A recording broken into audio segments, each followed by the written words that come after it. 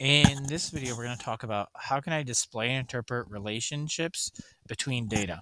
So here's the data we're going to talk about. So you say you ask a bunch of people the question, do you have pets? And they simply answered yes or no. So we asked some students, 37 of the students said yes, 15 said no. And we asked some teachers, 9 said yes, 15 said no. So how can I display and interpret that data? So to do this, you'd start out with this table here. And so we asked who had pets, right? We had students and teachers. And so we made two columns for students and teachers that we asked. Then we made a total column. And then we looked at which ones have pets, no pets, and total. So if a student has a pet, that was 37 students said that. 9 teachers said they had a pet, which is a total of 46. You just add them together. And then 15 students said they don't have a pet, whereas 15 teachers said they don't have a pet. We add that together, that's a total of 30. Now our total altogether would be 46 plus 30, which is 76. And then when we come over here, the total students would be 37 plus 15, which is 52. And the total teachers would be 9 plus 15, which is 24. Now, you know that you did this correctly if 52 plus 24 equals 76 and 46 plus 30 equals 76. So both your totals should lead you to this common total here. And then you can kind of answer questions making comparisons or judgments based on this. So thinking about a two-way frequency table, I want to show you how to make a relative frequency table. It looks very much the same, except we only are showing like their relative percentages in comparison to our total. And we're going to look at the total in the bottom right corner. So again, you set this up by starting out and labeling this as students and then teachers. And I'm going to take my time here and show you exactly how I would draw this if I was making one on paper.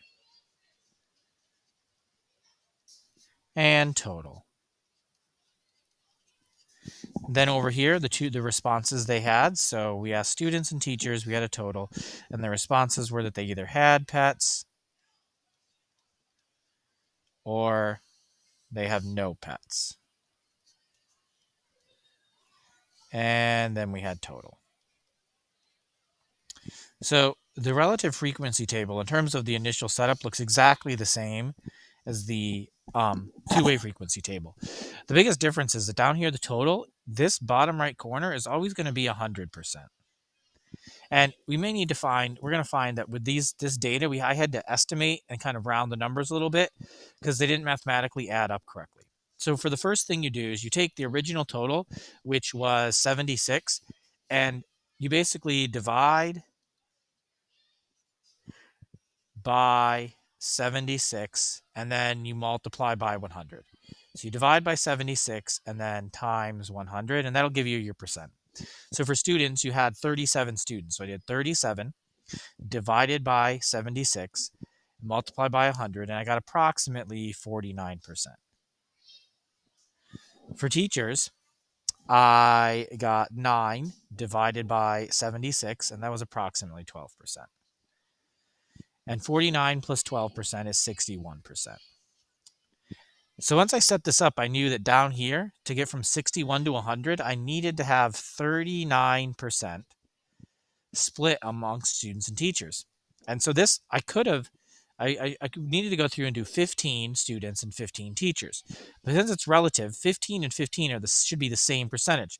So when I do 15 divided by 76, I didn't get exactly half of 39%. And again, that's because these numbers didn't come out. I had to do a lot of rounding. So things started to get inaccurate here. So what I did is, since it was close enough to 19 and a half, I said that students were 19.5%, no pets, and teachers were 19.5% of the total with no pets. So 19.5% of the people surveyed were teachers who said they did not have pets, and 19.5% of the people surveyed were students who said they had no pets. And that's because there was 15 students and 15 teachers, so she should be identical. Now, for the total down here, just add these together, and I get 68 and 5/10, or 68.5%, and I get 31.5%. Now again, if you add these up together from left to right, it'll equal 100, and from top to bottom equal 100, so you equal 100 here in the middle. And this is a relative frequency table and how you would calculate that. And again, this is just going back to how can I display and interpret relationships between data. We looked at two-way frequency tables and relative frequency tables.